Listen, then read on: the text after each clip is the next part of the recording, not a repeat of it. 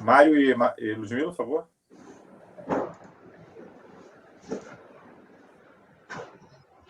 Ok, bom dia a todos. Estamos no último dia da reunião de outubro de 2020, da segunda turma, segunda sessão de julgamento do CARF.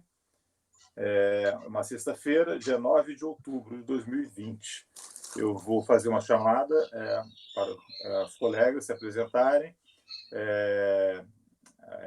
Mário Hermes, por favor, os conselheiros. Martim Gesto, Ricardo Chavegato, Ludmila Monteiro, Caio Rocha, Leonan Rocha e Fernando Aires, e ex-presidente Rony. A gente vai passar a um processo item 214, é um processo que saiu, o tema é contribuições previdenciárias. A relatora é a doutora Ludmila. Na verdade, são 4 processos saíram de vistas na sessão passada de setembro.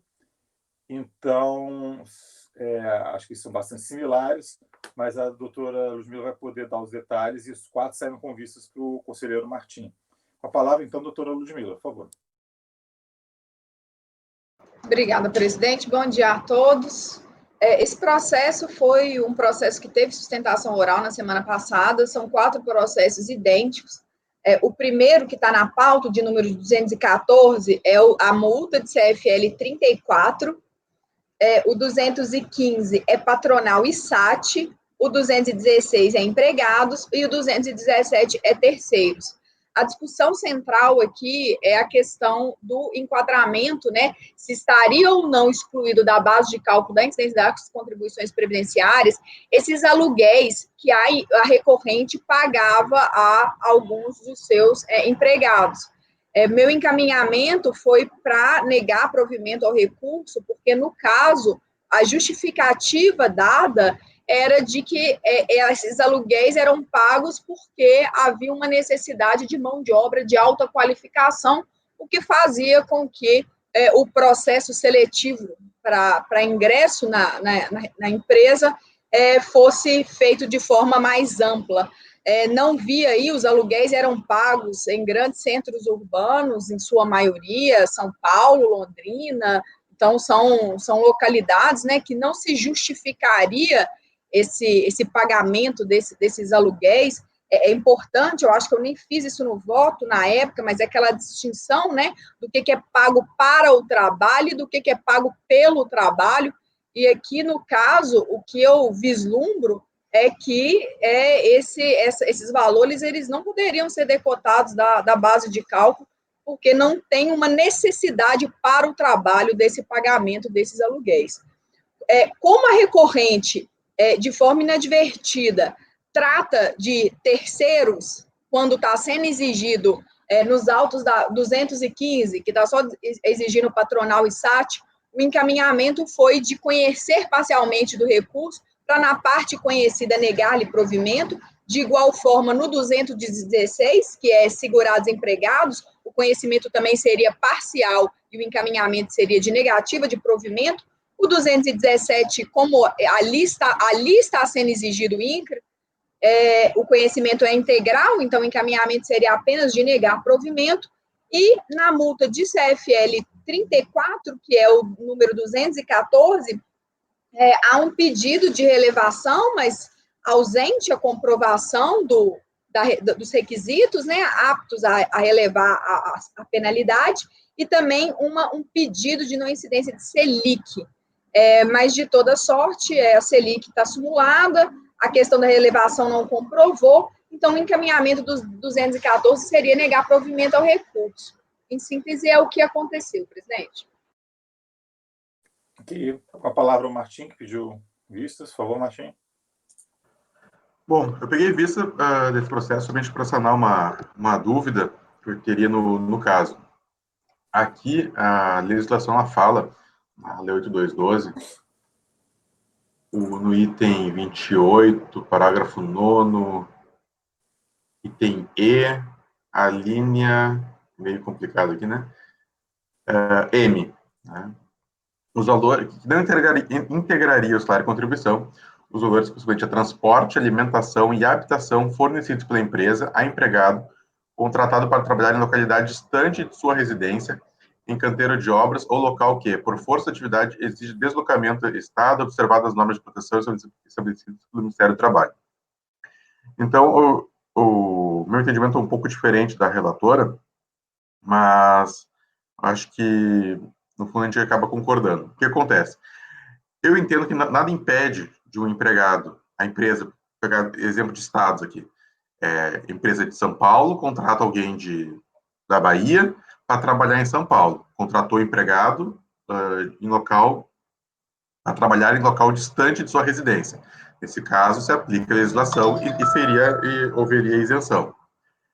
Todavia, aqui no caso, eu verifico que não haveria, acho que, uma prova, né, feita pelo contribuinte ou até mesmo pela fiscalização, né, de que os empregados, eles não eram, por exemplo, de São Paulo. Então, pelo que a relatora acaba falando, o contribuinte, ele é acho que é Paraná, né, contrata empregado de São Paulo, ele sendo de São Paulo, mesmo já que é empregado, e acaba ficando em São Paulo. Então, lá procura profissionais no mercado, a empresa, e acaba com isso pegando já um profissional daquela localidade onde aquele profissional vai acabar tendo que trabalhar. Então, a princípio, eu não estaria o empregado trabalhando em um local longe de sua residência. Então, como essa prova não é feita pelo contribuinte de que aqueles empregados que estão ali, embora estejam longe da sede da empresa, pelo que eu vi em alguns casos, eles, de fato, de uma prova um pouco difícil de ver nos autos, né? Eles já eram empregados, já moravam em São Paulo, por exemplo, naquela cidade de São Paulo, e seguem morando naquela cidade de São Paulo. Porque nos contratos de aluguéis, às vezes, mostra qual é o endereço que a pessoa tem, e aí já descrevia que a pessoa já estaria morando em São Paulo. Então, eu não verifiquei, assim, casos que houve uma espécie de mudança, alguém teve que se mudar para o endereço novo da empresa, o que, de fato, foi uma implementação de um benefício. Vem trabalhar para mim que eu te pago o teu aluguel. Seria quase isso o que a empresa acabou fazendo. Então, eu acho que não se aplica a linha M do item o item M da linha E,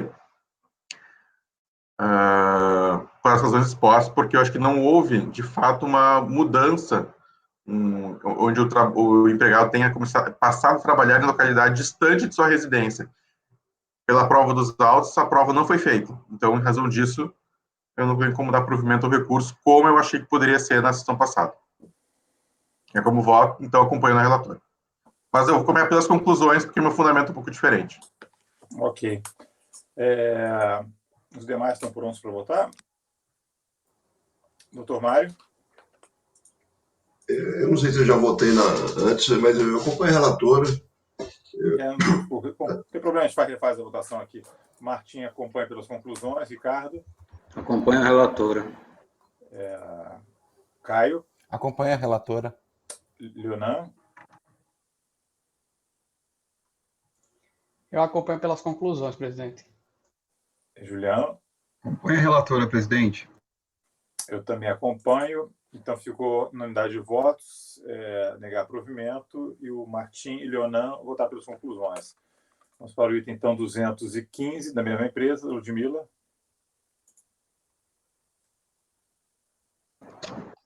O encaminhamento do 215, deixa eu só abrir aqui. Já tinha fechado, peraí. 215 é conhecer parcialmente do recurso, salvo... Deixa eu ver como é que eu coloquei. Eu coloquei assim, conhecer parcialmente do recurso, exceto quanto à inexigibilidade da contribuição devida ao INCRA e, na parte conhecida, negar-lhe provimento. Tá, só explica para a gente, então, qual que é? Foi a mesma coisa, terceiro? É a mesma coisa, a mesma, esses todos, esse primeiro que a gente julgou, 214, é o da multa, CFL 34. Okay. Como ele está atrelado ao principal e só tinha discussão de Selic do pedido de relevação não comprovado, neguei provimento. 215 é patronal e SAT. A questão, né? Ele tem uma preliminar de uma nulidade do auto de infração, aquelas teses bem genéricas, assim, que é nulo, inaplicabilidade de Selic também, só que aqui a discussão é apenas patronal e SAT, e ele faz um pedido do INCRA. Então, por isso eu estou conhecendo parcialmente, exceto quanto essa parte do INCRA, e negando provimento. O Ok. 200... Acabou. Vamos votar um por um. Tá. Senão vai ficar confuso aqui, tá? Martim, Mário, como vota? Acompanha a relatora, presidente. Martim. Só apenas, Ludmila, para meu voto ser coerente, tem que votar para as conclusões nesse caso também. Tem que votar em tudo pelas conclusões. Tá, então eu voto para as conclusões nesse caso, tal qual das razões do anterior também. Ricardo. Acompanha a relatora. Caio. Acompanha a relatora. Yonan. Acompanho pelas conclusões. Juliano. Acompanha a relatora, presidente. Também acompanho. Então, ficou conhecer parcialmente o recurso. Para a parte conhecida, negar e provimento. 216. 216, situação idêntica ao 215, porque aqui nós estamos diante de uma exigência de insegurados empregados e ele novamente faz um pedido com relação ao INCRA. Então, conhecer parcialmente, na parte conhecida, negar provimento. Ok. Mário. Acompanha a relatora. Martim. Acompanha a relatora. Pelas Ricardo. conclusões. Isso, perdão, pelas conclusões. Estou partindo do princípio aqui que, sendo citação, eles estão voltando pelas conclusões. Né? Ricardo. Acompanha a relatora. Caio. Acompanho a relatora. Yonan. Acompanho pelas conclusões, presidente. Juliano. Acompanha a relatora, presidente. Também acompanho. Então, ficou por unidade de votos, conhecer parcialmente na parte conhecida negar provimento. E o 217. Esse é conhecimento integral, porque aqui sim tem a discussão do INCRA. Então, é negar provimento ao recurso. Aí seria igual ao item 214, né? Isso. Doutor Mário, como vota? Acompanha a relatora. Martim. Acompanha a relatora para as conclusões. Ricardo. Acompanha a relatora. Caio. Acompanha a relatora. Yonan. Acompanho pelas conclusões. Juliano. Acompanha a relatora, presidente. Também acompanha. Então, ficou negar provimento para o item 214. E eu me dirijo a palavra aqui para o apoio à sessão, para verificação se o patrono, que é do item, se não me engano, é a Joyce, né? É o nome da interessada. E o item é o 293. 293, exatamente. Se o patrono já está pronto para fazer sua participação aqui na sessão. Pode convidá-lo, por favor. Presidente, ainda não. Ainda não? Não. Ele disse que vai entrar às 8h30. Não tem problema. Então, às 8h30 a gente chama ele. Vamos partir. Tem uma outra vista, tá? Que esse processo ele tem um certo imbróglio, digamos assim, e é o processo 218, ficou uma vista para o Caio, a relatora é Ludmila, é uma questão de intimação, tem 2 pontos confusos, que eu me lembro, até eu li esse processo também, que é uma intimação, recurso a uma chamada, né, a responsáveis solidários, mas que esses responsáveis solidários não tinham nem impugnado, mas ainda assim foram intimados da decisão da DRJ. Não sei se vocês estão se lembrando da discussão, né? Aí eles foram intimados da decisão da DRJ, mas só que aí entraram com recurso, só que eles não tinham impugnado. Aparentemente foi um erro material aí da DRJ que acabou intimando eles indevidamente. E tem um outro ponto também, são 2 pontos que a gente tem que chegar a uma solução, vamos tentar ser breves, que realmente é complicadinho esse caso. E tem a questão da própria intimação da decisão da DRJ, que ela se deu no domicílio tributário. Não, ela não deu na Procuradoria-Geral do Estado, né? Ela mandou para a Secretaria. Na verdade, a fiscalização foi feita uma fiscalização numa secretaria do lado do Estado, e aí as intimações foram feitas ao longo do trabalho fiscal, foram feitas na secretaria. A impugnação O auto de infração, a ciência foi mandada para a Procuradoria, mas aí a DRJ foi, na hora de execução do acordo da DRJ, foi enviada a intimação novamente para a Secretaria mesmo, e não no caso, para a Procuradoria. Então, a gente tem assim, é interessante. A fiscalização foi feita, inclusive eu vi os autos, eu vi que tinha a procuradora, lá dentro, a fiscalização ela foi feita. As intimações durante a fiscalização foram feitas na Secretaria de Estado, inclusive uma procuradora do Estado assinava. Então, não sei se ela estava lotada naquela repartição, mas ela assinava. Aí, depois, na hora de cientificarem do auto, eles mandaram para a Procuradoria-Geral do Estado. Aí, depois, na ciência da impugnação do acordo da DRJ, eles voltaram aí a mandar a ciência para a repartição estadual. E aí vem a Procuradoria não tem defesa de mérito, pelo que eu me lembro, ela só disse que não foi cientificada, e então aí pede nulidade da intimação, alguma coisa do gênero. Então, essa situação a Ludmila complementa, mas estou tentando sintetizar para os colegas, né, verem que essa questão da intimação foi para um lado, foi para o outro, né? Mandaram uma vez para um lugar, depois mandaram para o outro, ficou uma coisa um pouco assim. Tá? Mas passo a palavra para a relatora aí. Obrigado. Bom, a questão é bem simples, né? Não foi, em momento algum, essa responsabilidade que está sendo atribuída por formação de grupo econômico, momento algum, ela foi analisada desde o início da fiscalização. Isso não tem no acórdão, no inteiro teor do acórdão, não há apenas, depois que está o dispositivo, há uma ordem de cientificação do sujeito passivo, e aí que aparece a questão da responsabilidade solidária. Então, o primeiro ponto é esse, muito simples, é a questão de o que eu tinha encaminhado em termos de celeridade é o que eu estou até mantendo depois de... É claro, né, eu não vou criar nenhum embaraço aqui em termos de, se for a turma achar que não é o melhor caminho, não vejo o porquê não aderir, né? Não preciso divergir por isso. Mas eu vou manter o meu encaminhamento de não caçar o acórdão, porque, de certa forma, eu não vejo um lapso manifesto no seu inteiro teor. Me parece ali prolatar um novo acórdão, porque não tem nenhum vício. A decisão, ela analisa bem o que foi trazido na impugnação pelo sujeito passivo, que é a Secretaria do Estado do Espírito Santo. Então, eu não vejo necessidade, assim, em caçar esse acórdão para que nova intimação, para que novo acórdão seja prolatado, para que nova intimação seja feita. O meu encaminhamento seria... Então, nesse primeiro ponto, a gente teria que aguardar a intimação do Estado do Espírito Santo no órgão que faz, né, a sua defesa judicial, que é a Procuradoria-Geral do Estado. Essas intimações, elas deveriam, a meu sentir, ter sido endereçadas à Procuradoria-Geral e não à Secretaria. Esse equívoco, ele aconteceu apenas só quando da cientificação do acórdão da DRJ. Até então, a cientificação, ela estava sendo feita de forma correta.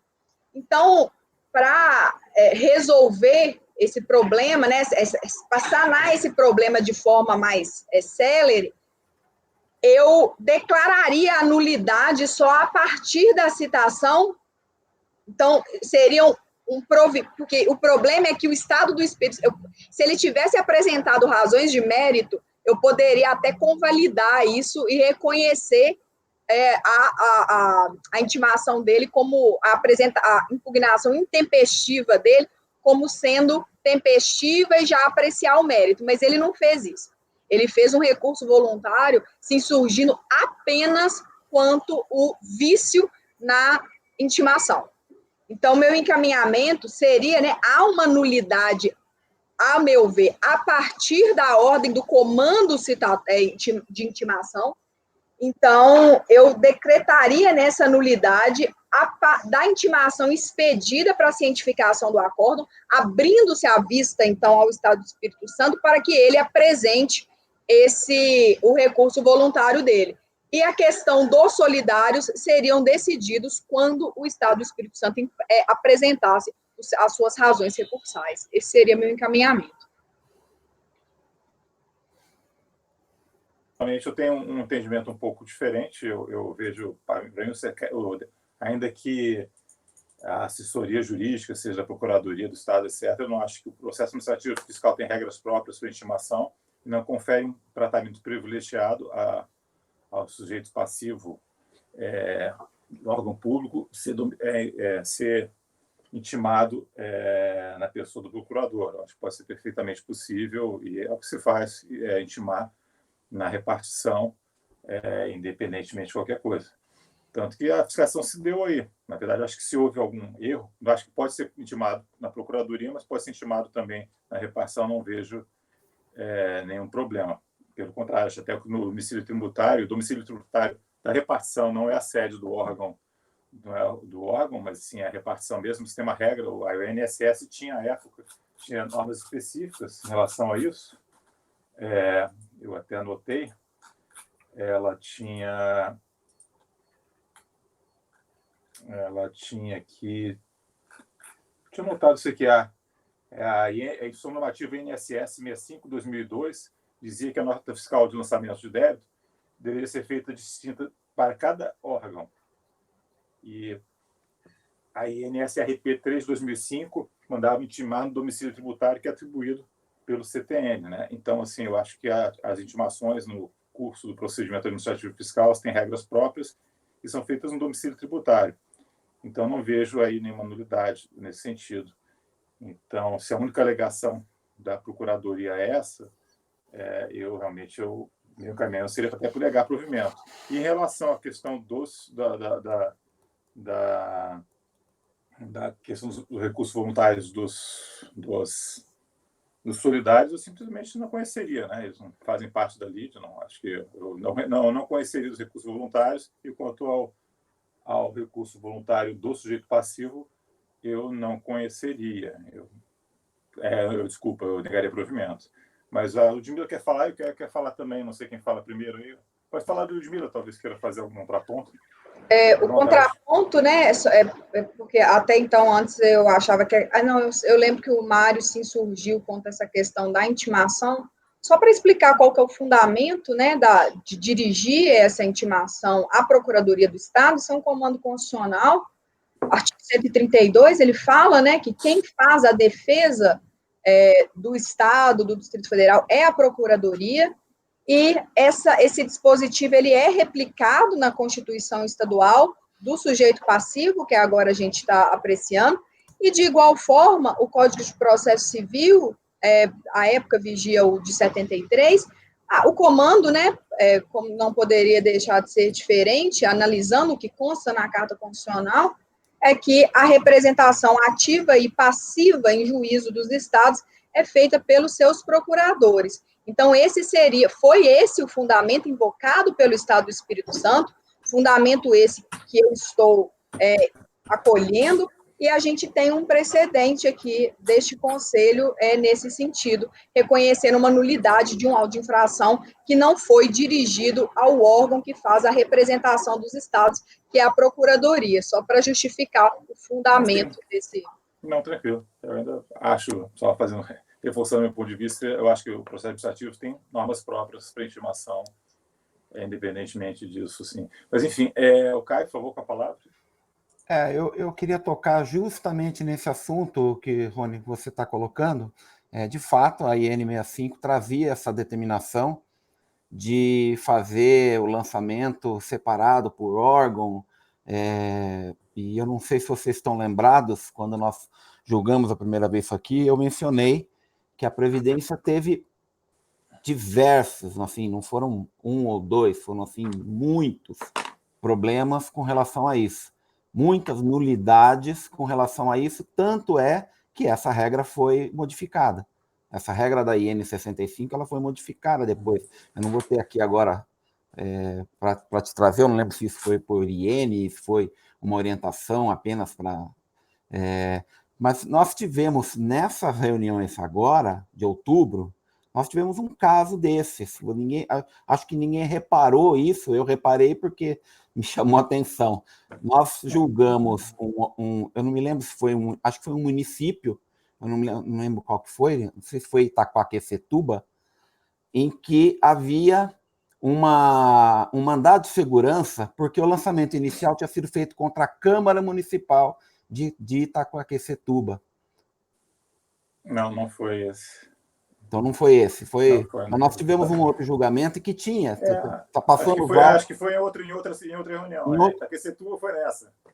Não, foi nessa reunião, não foi nesse de Itaquaquecetuba, mas foi nessa reunião, tenho certeza, num outro estado. Mas, enfim, foi nessa, foi em outra, foi em outra era, não importa. A histórico que nós temos de experiência com relação a isso é exatamente esse problema. O judiciário trouxe um entendimento, né, e eu acho que muito fundamentado nisso que a Ludmila colocou, de que as secretarias não têm personalidade jurídica própria. E aí esses processos todos caíram. Tá? Foram todos julgados nulos. Então, eu acho que insistir nesse ponto, com base nessa argumentação que já há tanto tempo, na Previdência, isso é bem antigo. Isso é bem antigo mesmo. Né? Tanto que a SIN é de 2002, né? Então, são 18 anos atrás isso. Então, eu não tenho dúvida não de acompanhar a solução proposta pela relatora. Para mim está bem tranquilo. Só queria saber como é que ficaria o dispositivo, Ludmila, está igual da vez passada? O que você modificou? Como é que foi? Tá igual da vez passada. Eu só acrescentei aí o que a gente discutiu na última sessão, fiz umas anotações em vermelho com destaque em amarelo, só para a gente retomar um pouco do que foi discutido, para quem tiver alguma dúvida acerca da proposta alternativa, mas o que eu reconheci, eu dei provimento ao recurso do Estado do Espírito Santo para decretar a nulidade da intimação. Tá, só para isso. Tá, mas assim, quando a gente decreta nulidade, também está no PAF, a gente tem que dizer quais são as consequências de nulidade no ato administrativo, tem que dizer quais são as providências que a gente tem que fazer. Por exemplo, decreta a nulidade da DRJ, a gente diz, para que seja providenciada uma nova... Então, eu vou continuar a ler. Aí está escrito, dou provimento ao recurso para decretar a nulidade da intimação expedida para cientificação do acórdão de número tal. Ah, tá, mas isso não tem aqui no tua minuta, mas tudo bem. Tá, a gente tem que corrigir a tua minuta aqui, de qualquer maneira, porque não está na tua minuta esse para o que está aqui. Ah, sim, gente. Não, para decretar a nulidade da intimação expedida você decreta a nulidade da intimação expedida e aí depois... Para cientificação eu estou decretando a nulidade, a gente pode depois acertar esse termo da redação, mas o que eu quis... Tá, depois já acerta se for o caso, se prevalecer o pensamento. Acho que estão todos prontos para votar, né? A gente já discutiu bastante, tanto na sessão quanto na passada. Vou passar a palavra para o doutor Mário, então, para iniciar a votação e vamos lá. Ok, obrigado. Eu acho só complementar aí, para que seja expedida nova cientificação, né? Alguma coisa assim. Tá faltando isso. Mas... tranquilo, gente.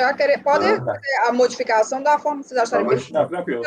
Não. Vamos para a votação, então. Mas, de toda forma, como já tinha expressado na outra reunião, eu acho que a representação, nesse caso específico aí, seria para ela postular. Agora, para receber a intimação, eu não vejo problema nenhum ter sido tratado com... e a gente tem visto muitos casos, igual o conselheiro Caio colocou aí, a prefeitura de Itaquaquecetuba foi um voto meu, nessa sessão mesmo.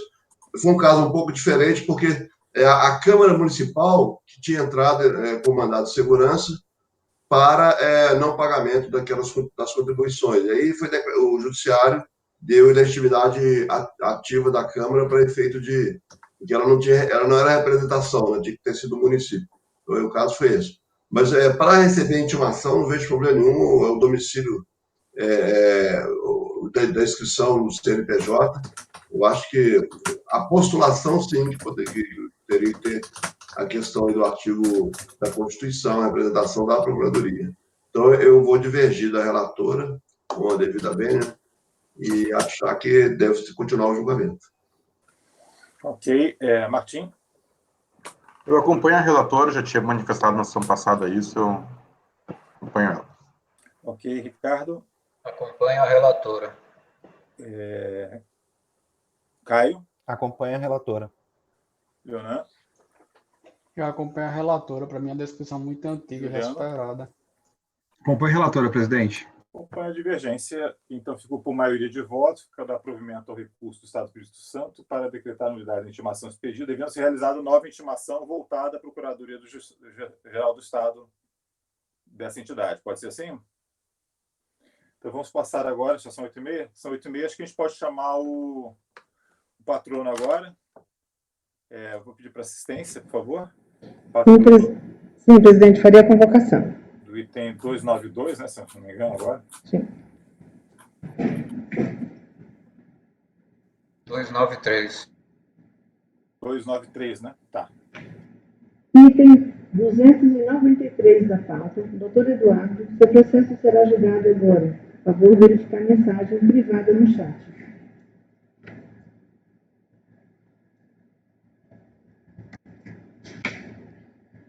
Presidente, o patrono foi convocado.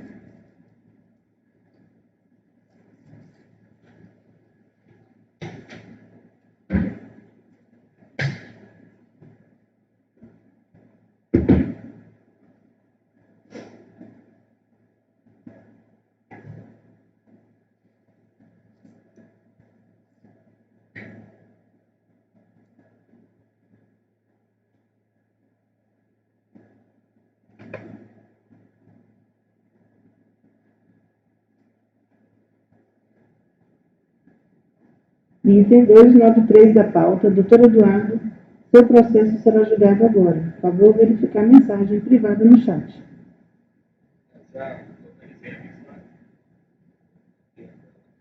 Ok.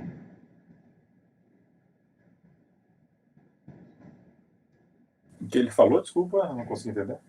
Ele já recebeu a mensagem, ele está tentando entrar lá. Tá.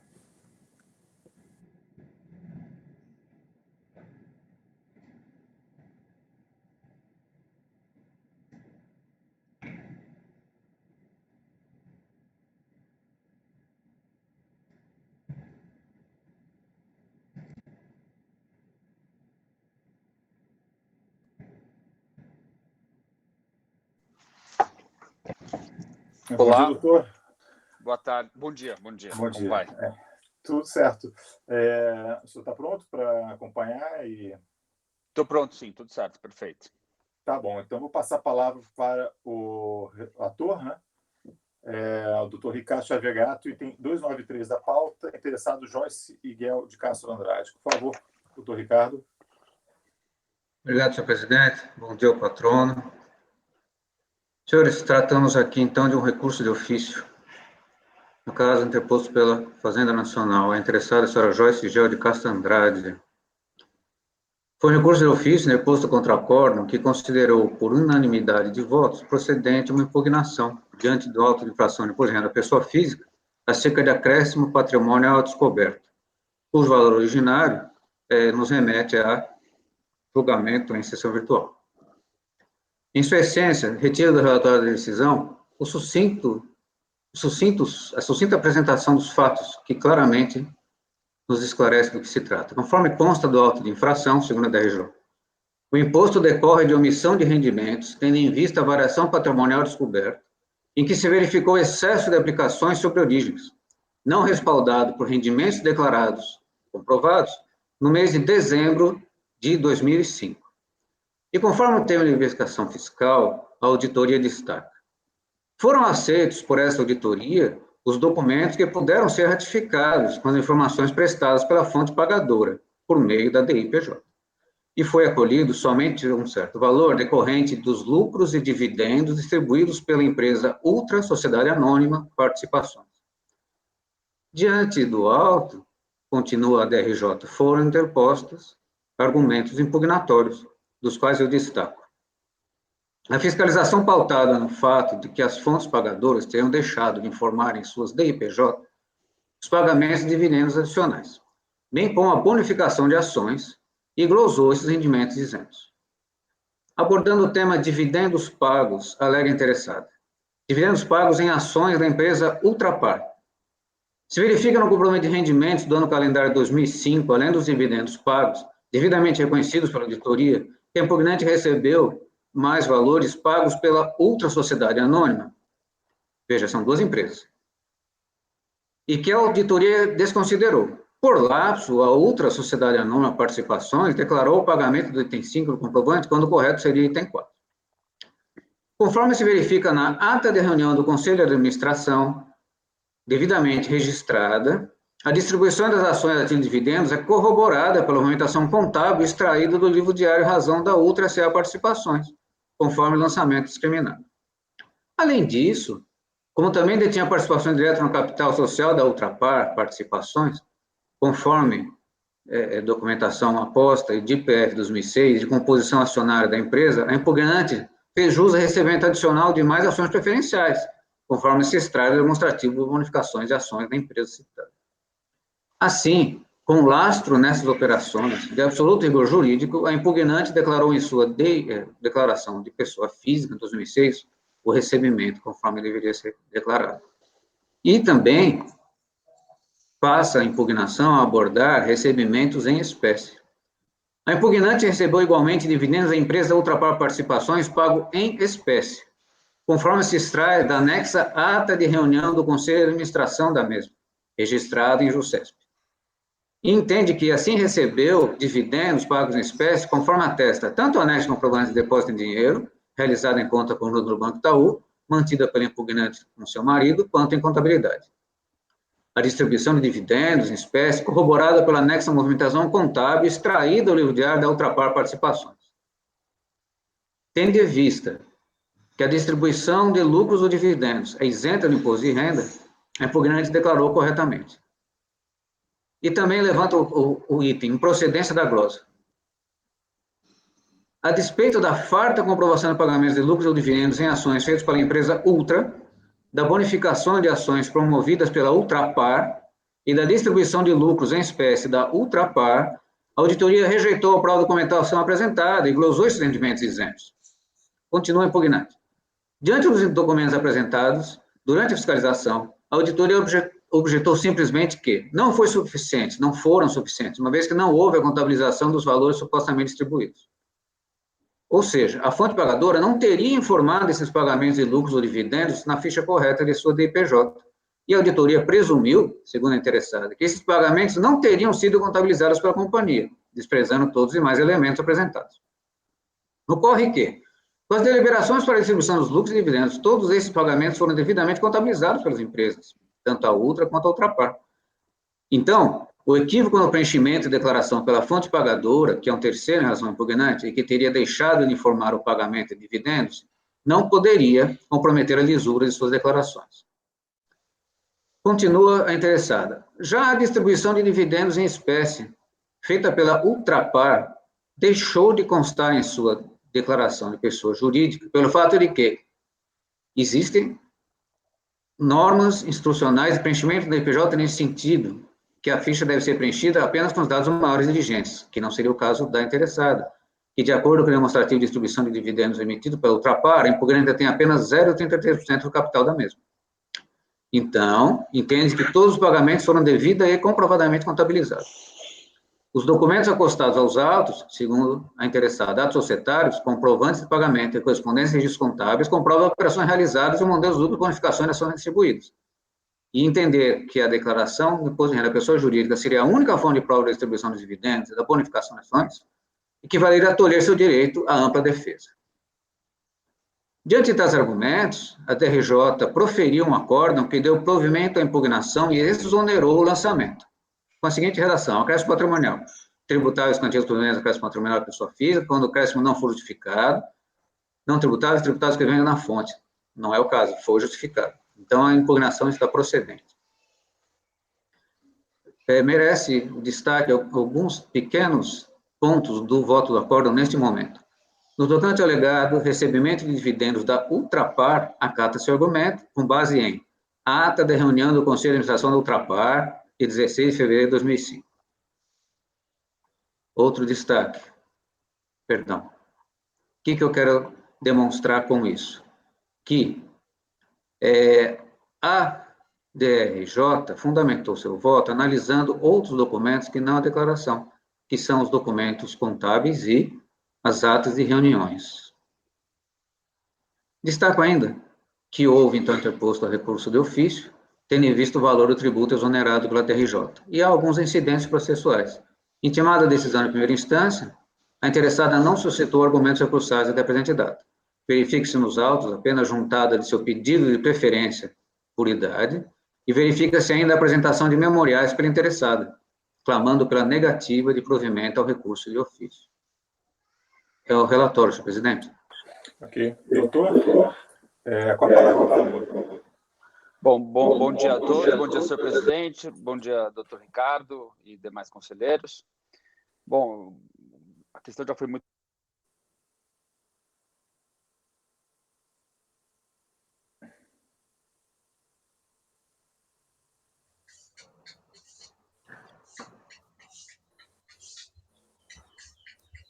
Consta como conexão perdida. Sim. E precisamos sugerir que ele abaixe a qualidade na próxima acesso. É que ele está no celular também, não sei se... Eu não sei com que ele está, né? Acho que capaz pode ser notebook também. Então, vamos tentar sugerir. Eu não tinha baixado a qualidade ainda, bom ter lembrado, Caio. Ricardo, obrigado.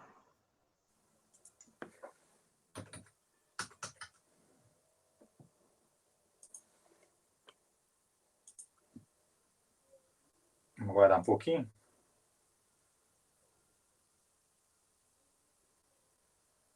Me pergunto se ele está ciente da queda. Olha aqui, eu vou só explicar para os senhores o que diz a portaria, tá?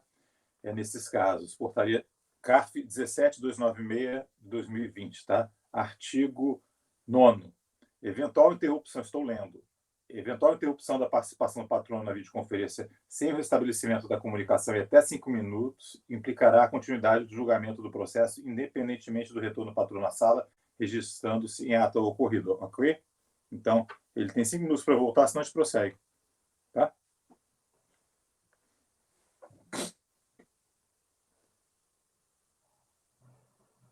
Vamos esperar até 10 para as 8h45 no meu relógio. O apoio está fazendo contato com ele?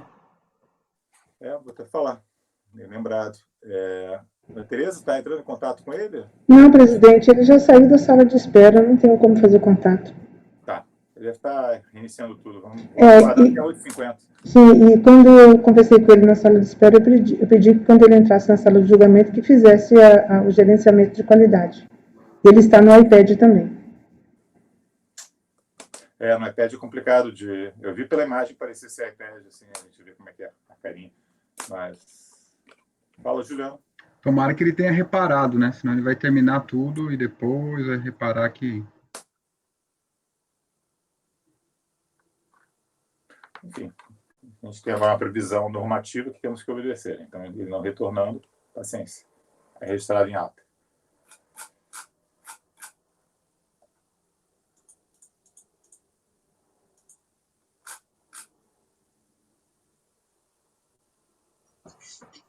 É bem provável que ele não tenha nem percebido, né? Acho que entrou alguém. Ele entrou de novo.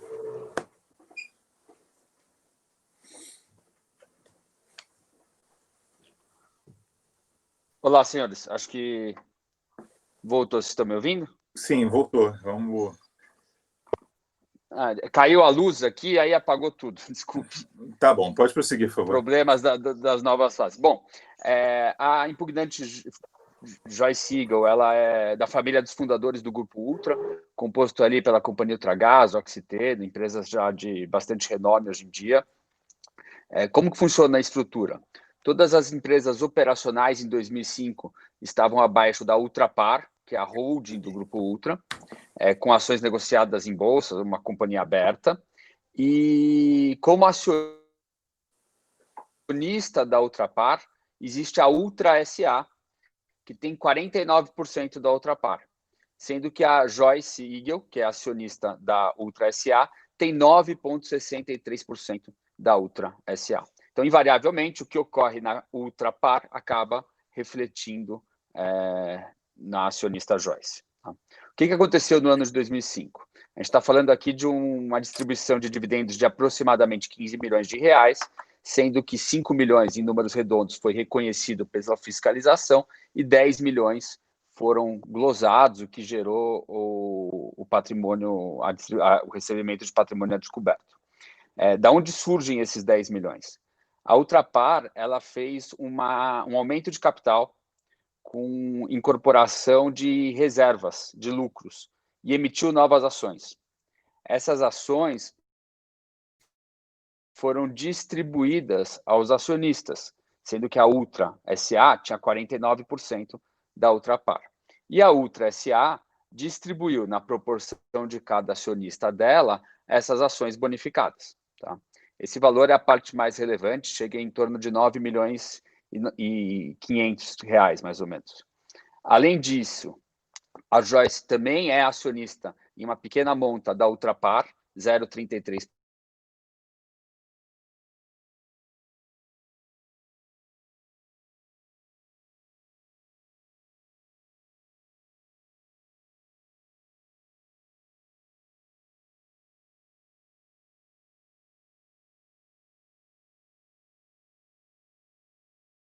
Presumiu que, como a DIPJ da Ultra SA não constou esse pagamento de dividendos para a Joyce em ações, que nada disso estaria contabilizado.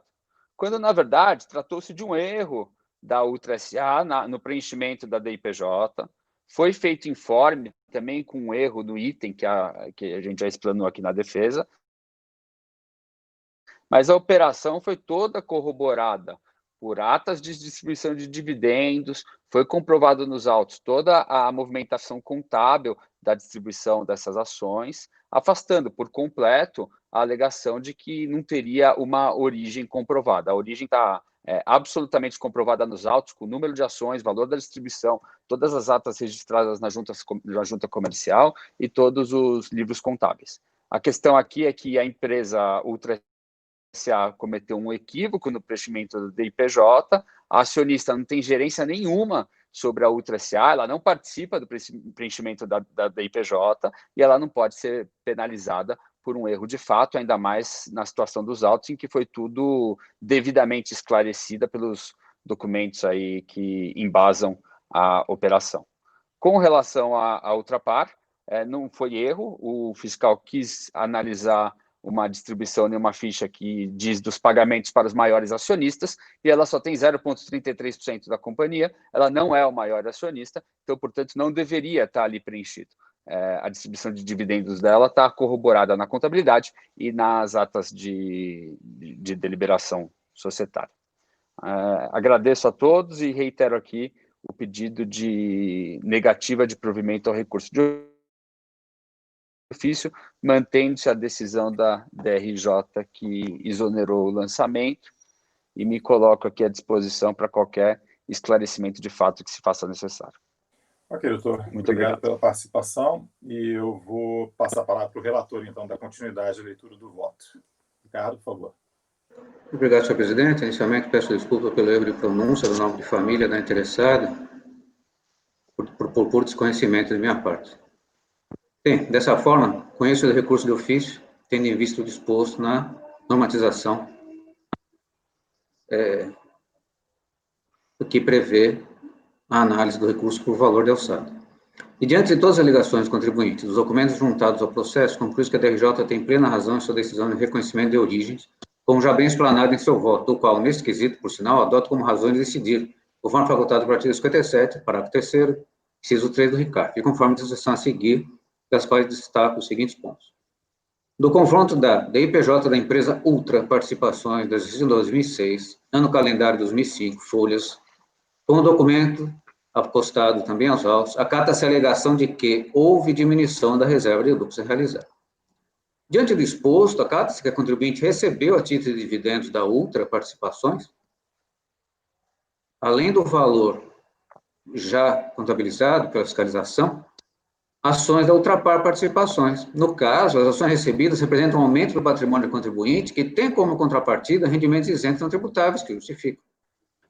No tocante à alienação das ações informadas no demonstrativo da apuração dos ganhos de capital, a fiscalização no demonstrativo da variação patrimonial somente considerou como origem de recursos, no mês de abril, valor referente ao rendimento sujeito à tributação exclusiva definitiva.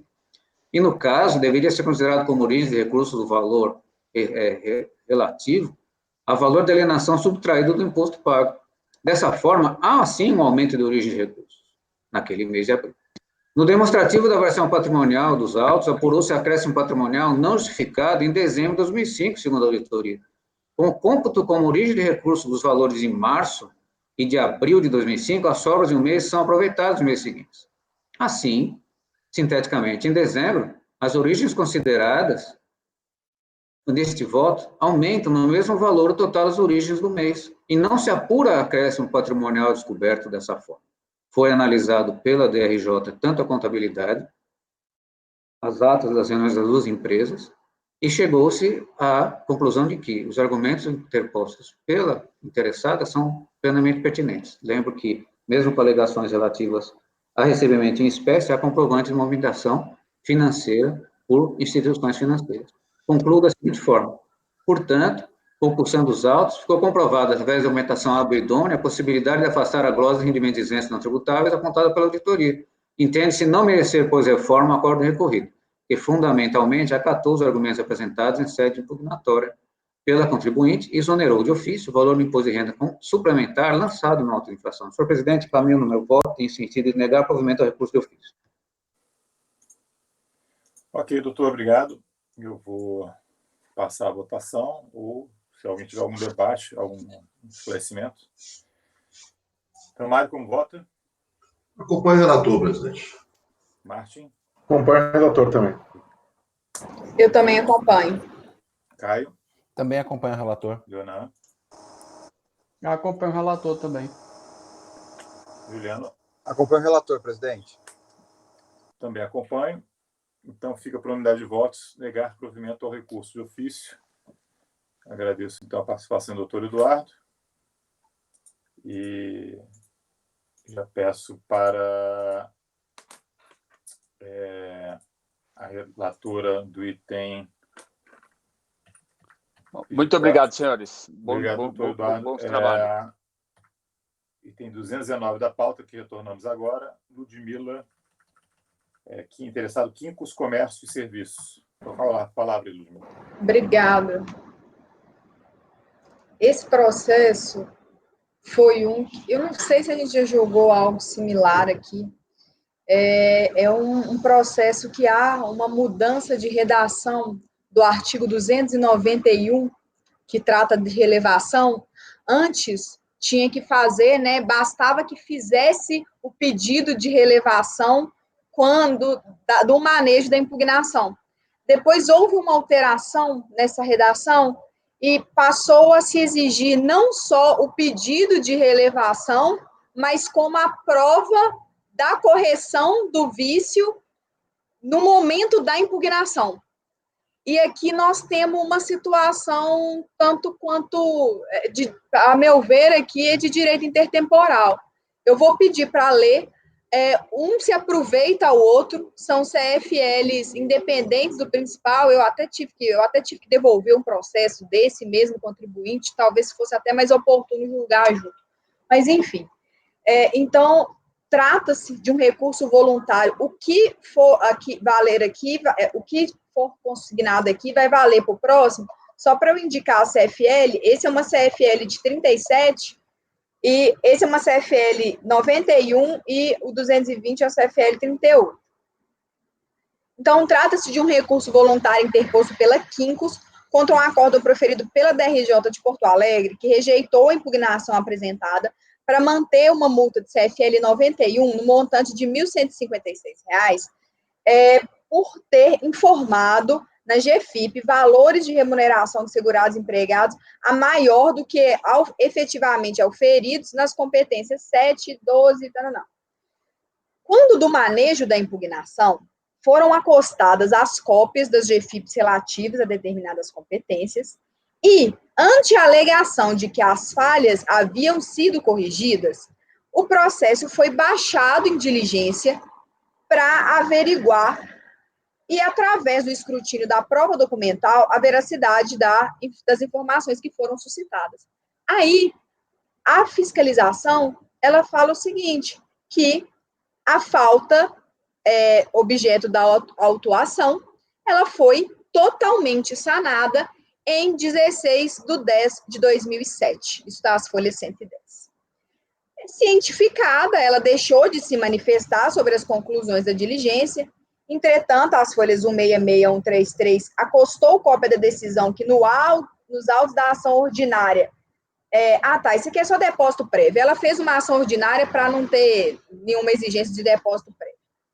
Então, em razão da correção ao seu sentir extemporânea das falhas apontadas, a instância ACO prolatou o acórdão que ficou assim emendado.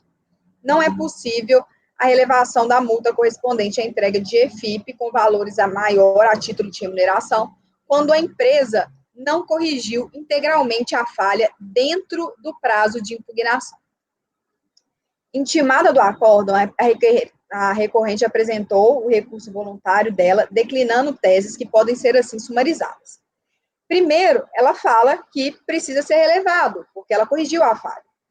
Ela fala depois que a aplicação do prazo previsto, ela pediu a aplicação do prazo previsto no decreto 3.048, eis que mais benéfico do que aquele estipulado pelo decreto 6.032. Afronta dos princípios constitucionais, vedação com fisco, capacidade contributiva e até mesmo o direito de propriedade.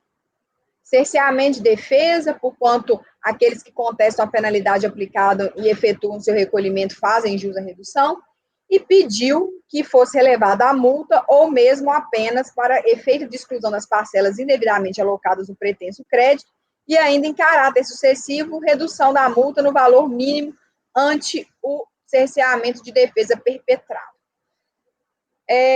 Eu diferi a apreciação do preenchimento dos pressupostos de admissibilidade, fazendo o cotejo a finalidade do recurso, né, a mesma, e por isso inadmissível em grau recursal, modificar a decisão de primeiro grau com base em novos fundamentos que não foram objeto da defesa e sequer foram discutidos na origem. Por outro lado, em atenção ao princípio da dialeticidade, né, por óbvio, que norteia toda a lógica do sistema recursal, caso a decisão recorrida esteja alicerçada em novo fundamento, cabe à parte contra ele insurgir, ainda quanto a ele tenha quedado silente em sua impugnação. Então, apenas em sede recursal, ela traz essa discussão acerca da aplicação desses regramentos, né? Apenas em sede recursal pretende, portanto, valer-se do prazo previsto na redação original do artigo 291, para fins de que seja deferido seu pleito de relevação da penalidade. Conforme já narrado, a extemporaneidade da correção das falhas pela autoridade fiscalizadora foi a única razão apontada para o não acolhimento da pretensão da recorrente. Transcrevo, por oportuno, a integralidade dos fundamentos declinados para tanto. Vou ler só o que está destacado.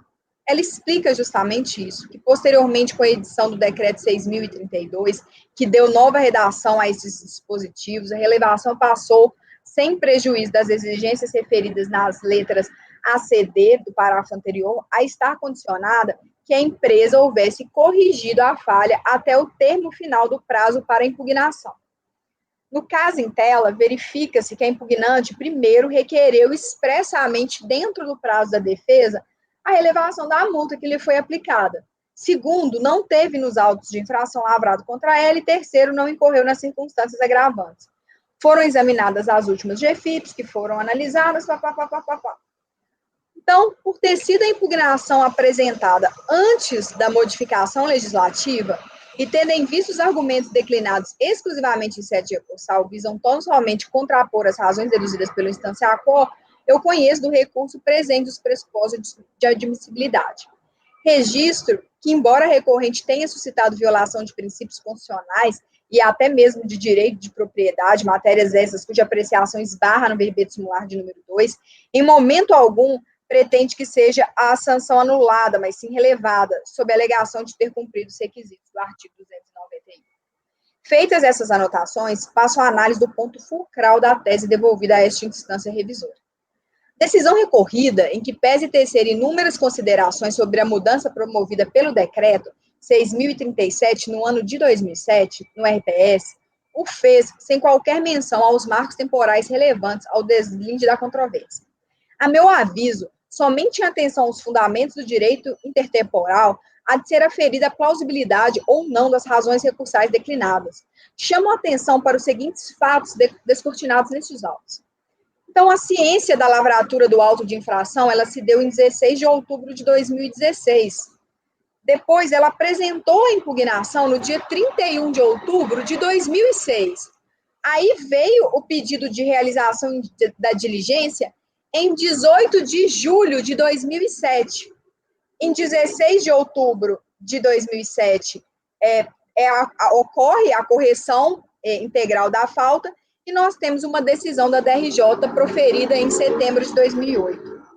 A época da apresentação da peça impugnatória vigia a redação original do parágrafo 1º do artigo 291, que dispunha que, abre aspas, a multa será relevada mediante pedido dentro do prazo de defesa, ainda que não contestada a infração, se o infrator for primário, tiver corrigida a falta e não tiver nenhuma agravante. Fecha aspas. Da literalidade do dispositivo, se extrai que, para que a multa fosse relevada, haveria de ser formulado pedido neste sentido dentro do prazo para o manejo da impugnação. E não existia uma fixação temporal para a correção da falha, entretanto. A redação dada ao retromencionado dispositivo pelo Decreto 6.032, cuja entrada em vigor se deu em 1º de fevereiro de 2007, ou seja, ela se deu depois da apresentação da impugnação, que foi dia 31 de outubro de 2006. Isto é, 3 meses após o manejo da impugnação, tratou de fixar um prazo máximo para correção. Confira-se. A multa será relevada se o infrator formular pedido e corrigir a falta dentro do prazo de impugnação.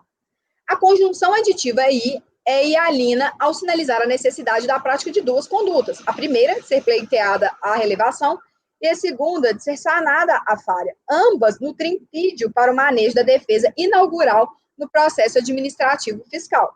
Ora, tendo sido a impugnação apresentada antes das modificações introduzidas pelo Decreto 6.032, há de ser conferida a outra atividade da redação original do artigo 291 do RPS, a fim de garantir que a nova redação dada pela norma posteriormente editada não tenha efeitos retroativos.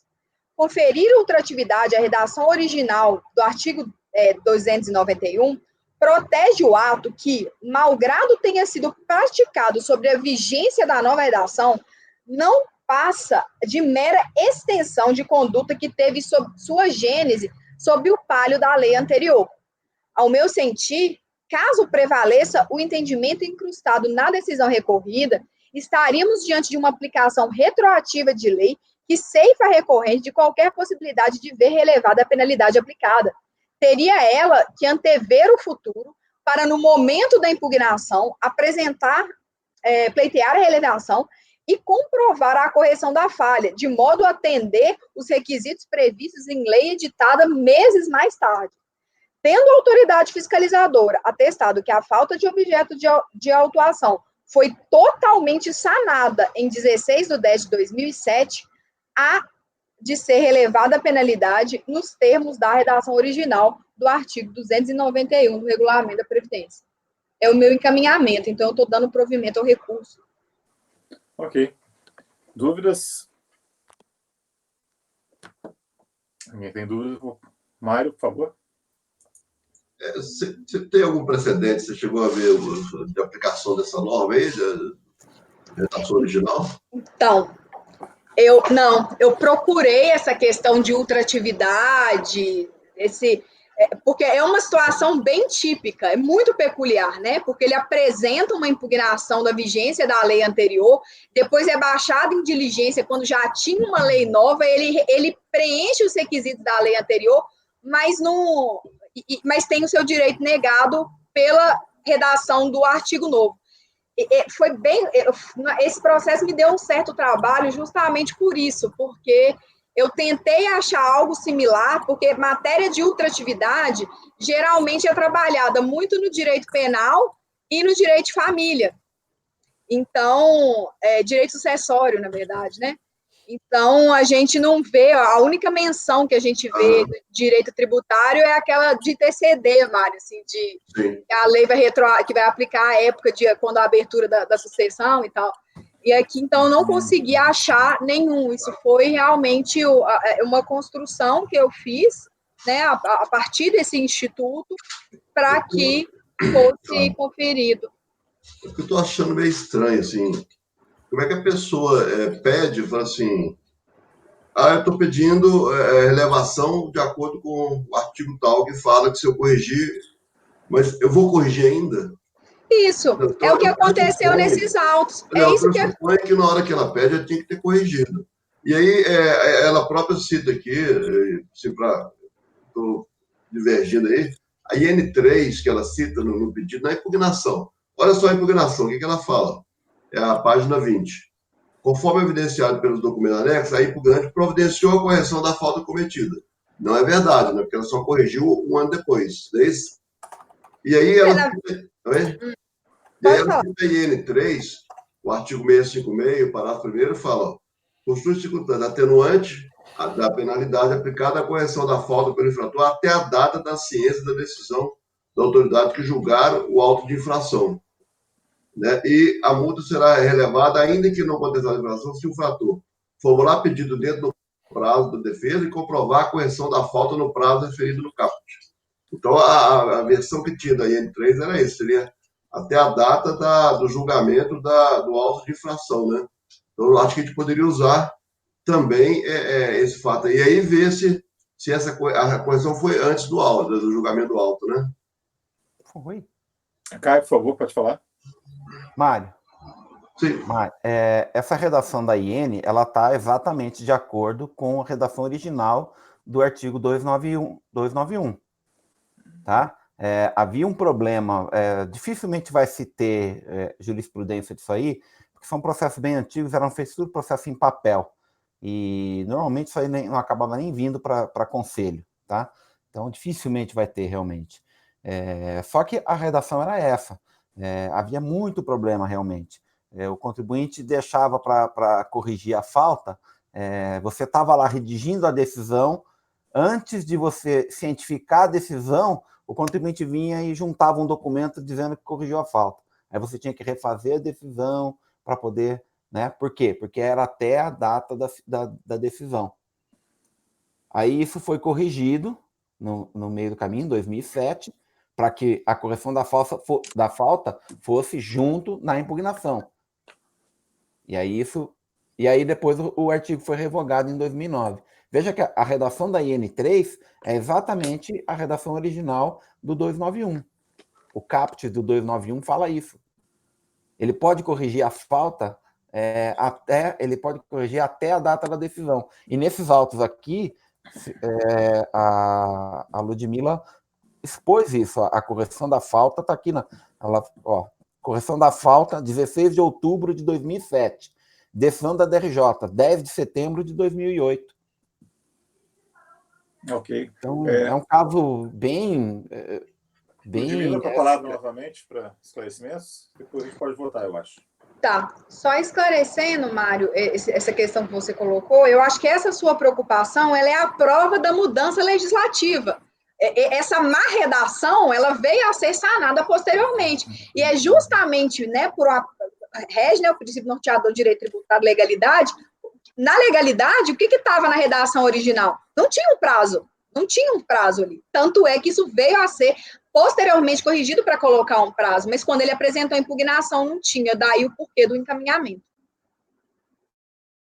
Não, tá ótimo. Eu até, a sugestão é incluir aí no voto, se você me permite, a IN3, né, mostrando que o prazo dela, ela já definiu o prazo correto. Né? E aí ela cumpriu o prazo da IN3, que era uma norma vigente na época dos fatos também. Eu acompanho a relatora, presidente. Martim? Acompanho também. Ricardo? Acompanho a relatora. Caio? Acompanho a relatora. Leonan? Acompanho. Juliano? Acompanho a relatora, presidente. Eu também acompanho. Então, ficou dar provimento ao recurso, o item 219 e o item 220, doutora? É a mesma coisa. Eu só vou pedir para que vocês confiram, a situação é idêntica, aí eu só fiz a indicação aí de que, neste caso, a falta objeto da autuação ela foi sanada em 25/10/2007, então os marcos temporais estão bem próximos, apresentação de impugnação, vigência de lei anterior, mesma coisa, dá provimento ao recurso. Ok. Mário, como vota? Acompanho a relatora. Martim? Acompanho a relatora. Ricardo? Também acompanho. Caio? Acompanho a relatora. Leonan? Acompanho também. Juliano? Acompanho a relatora, presidente. Também acompanho. Então, foi dar provimento ao recurso por unanimidade dos itens 219 e 220. Tá? Agradeço à doutora Ludmila. Passo a palavra para o Mário.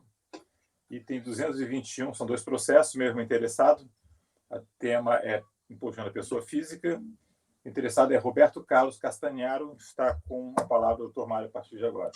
Obrigado, presidente. São 2 processos menos contribuinte, mas bem distintos, tá? São anos calendários distintos e as infrações apontadas são bem distintas também, então temos que fazer a leitura mais tranquila deles. Até um processo um pouquinho mais complexo. Então, o item 221 já foi proclamado ele, Roberto Carlos Castanharo. O ano calendário aqui são anos calendários 2001, 2002, 2003, 2004. As infrações apuradas relativas a crédito patrimonial descoberto e omissão de rendimentos com qualificação da multa por falta de recolhimento do imposto de renda na fonte, e ela foi lançada no percentual de 150%, apurado fraude, dolo ou simulação, e lançamento da multa isolada por falta de recolhimento do Carnê-Leon. Aí eu passo a discriminar as infrações. A crédito patrimonial descoberto verificado por excesso de aplicações sob origem, não respaldado por rendimentos declarados ou comprovados. No relatório fiscal foram apontados os itens componentes da planilha de variação patrimonial que foi elaborada e em cada item justificados os valores considerados ou não pela fiscalização com origem de aplicações de recursos, sendo o item A1, então, rendimentos recebidos de pessoa jurídica. Nas declarações do imposto de renda, o contribuinte declara o recebimento de valores das empresas RCC Administração, Atlântico Eventos e Indústria Construtora Placência e Castanharo. Também foram apresentados pelo contribuinte cópia de comprovante de rendimentos das empresas RCC 2004, Atlântico 2001-2004 e a folha do livro Razão da Empresa Placência e Castanharo, onde são relacionados os valores recebidos. Foram localizadas apenas a declaração de imposto de renda, DIF, né, imposto de renda na fonte, do ano calendário 2004 da empresa Atlântico Eventos e Participações. Com relação a tais rendimentos, somente foram considerados como aqueles constantes de DIF, ou que tenham sido apresentados comprovantes de rendimentos, sendo utilizado como origem aqueles oferidos à tributação. Depois eu volto nessas irregularidades que foram apontadas aí. Rendimentos recebidos de pessoas físicas do exterior foram considerados rendimentos declarados pelo contribuinte na ficha relativa a rendimentos tributáveis recebidos de pessoa física exterior, de cada ano de exercício, também mediante rateio pelos 12 meses de cada exercício. Rendimentos isentos não tributáveis foram declarados pelo contribuinte rendimentos isentos não tributáveis, a distribuição de lucros, nos valores aí relacionados, pagos pela empresa Atlântico Eventos. Tem sido apresentado livro fiscal da referida pessoa jurídica com forma de comprovação. Informa a fiscalização que no contrato lavrado em 9/2/99 da Atlântico, consta na cláusula 5ª que a participação do fiscalizado era de 10%. E na cláusula 9ª determina que os sócios receberam os lucros da proporção de suas cotas. Na terceira alteração contratual, o contribuinte passa a deter 32%, baseado nos documentos apresentados pelo autuado, a fiscalização deixou de considerar alguns dos valores declarados como isentos ou não tributáveis. Não foi considerado o valor de 41 mil declarado como recebido em 2002 a título de distribuição de lucros da Atlântico, pelos motivos que eu vou declinar mais tarde. E não foi considerado o valor de 151 mil declarado como recebido a título de distribuição de lucros da empresa Atlântico, em 2003 também.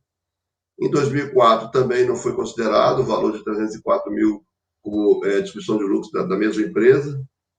Devido aos elementos apresentados pelas informações consistentes, constantes dos livros e documentos apresentados pelo contribuinte, ao não cumprimento da legislação comercial e fiscal e pela não apresentação de documentos que demonstrem o efetivo recebimento dos lucros, Os valores declarados como rendimentos isentos não tributáveis não foram considerados como origem de recurso na planilha de variação patrimonial.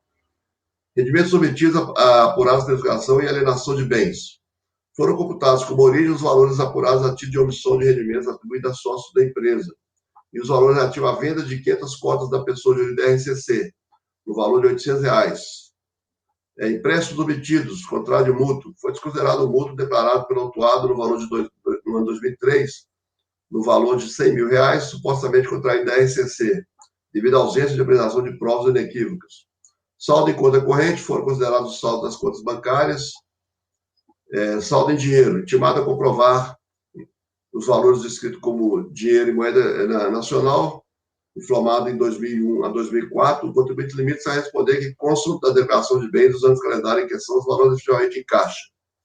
Baseado em tal resposta, a aplicação deixou de considerar tais valores na planilha de variação patrimonial, por entender que a alegação da existência de saldo em dinheiro deve vir acompanhada de provas inequívocas dos referidos saldos. Dedução da base de cálculo do IR e tributos pagos. No período, o objeto de circulação apurou com base no desconto simplificado de 20%, assim foram tais valores deduzidos nas respectivas declarações do contribuinte. Também integra a planilha de variação patrimonial os valores expendidos com tributos. Aquisição de bens e direitos. Foram apurados vários bens e direitos que se encontram discriminados as folhas 4.589 a 94 e foram incluídos na planilha de variação patrimonial a título de dispêndio de aplicações. Outra, em realidade, a omissão de rendimentos atribuídos aos sócios da empresa. Foi apurado o pagamento por parte da pessoa jurídica Atlântico de faturas de cartão de crédito autuado relativo ao período de 2003, agosto de 2003 a dezembro de 2004. Tais pagamentos foram considerados pela fiscalização como remuneração paga indiretamente ao autuado. Multa isolada por falta de recolhimento do IRPF devido ao título de Carnê-Leão. Foi apresentada a impugnação. Eu deixo de explorar agora, que eu vou voltar em todos os pontos que foram apresentados na impugnação. O julgamento, em primeira instância, foi julgado totalmente procedente em parte, e foi exonerado. Acatando alguns argumentos apresentados na impugnação, foram considerados como recurso origem da planilha de variação patrimonial alguns valores relativos a dinheiro e espécie, declarados pelo contribuinte. Foi interposto recurso voluntário, onde o autuado contesta a decisão da autoridade julgadora de piso, na parte que mantido, e ratifica todos os termos da impugnação, conforme será declarado por ocasião do voto, requerendo julgamento pelo total de subsistência do autuado. Passo para o voto, presidente. Preliminares de ilegalidade, presunção comum. Ele alega da presunção comum como prova e de carência de fundamentação material para o lançamento. Alega o recorrente que a exigência não tem como prosperar em sua integralidade, eis que, feita ao completo arrepio da legislação de regência, apresenta como preliminar de ilegalidade que o auto de infração teria sido elaborado tendo por base presunção por forçados indícios ou presunção comum, mas não em presunção legal, revelando-se esta única hipótese. Teria se pautado em mera presunção de omissão de rendimentos por suposta variação patrimonial descoberta, tendo fundamento de presunção sem amparo legal. Argumento que o auditor fiscal deixou de considerar como origem os valores das sobras de recursos comprovadamente existentes nos anos anteriores, que representam origem de recursos para os anos subsequentes. E, assim procedendo, teria afrontado a lei e a jurisprudência administrativa sobre a matéria, que, ainda segundo seu entender, consagram o entendimento de que a sobra de recursos em determinado ano devem ser aproveitados para justificar saldos dos meses subsequentes. As preliminares levantadas pelo recorrente confundem-se com a apreciação do próprio mérito da atuação nas diversas infrações apontadas, onde se demonstrará que os procedimentos de conclusão adotados pela autoridade basearam-se nos exatos termos e limites da legislação tributária. Também estou já pontuando que decisões administrativas judiciais que o recorrente trouxe ao recurso são desprovidas de natureza não complementar e não vinculam decisões desse Conselho. Passo para a discussão de mérito. Distribuição de lucros. Alega inicialmente o recorrente que a federação deveria ter considerado como origem de recurso a integralidade dos valores inerentes da distribuição de lucros, quais sejam 41.111,290 nos anos de calendário 2002, 2003 e 2004, o que por equívoco deixou de proceder. Deveria a autoridade atuante ter ao menos considerado como origem de recurso as respectivas diferenças existentes entre os valores lançados nas DIS-PF, 2003, 2004 e 2005, como rendimentos isentos não tributáveis, e os valores correspondentes à distribuição de lucros os quais dizem respeito a outros rendimentos isentos e tributáveis do recorrente que não lucro. Afirma-se certo que não existe na legislação pátria qualquer norma ou dispositivo proibindo que a distribuição de lucro possa ser feita em espécie, ou obrigatoriamente em cheque e depositado em banco.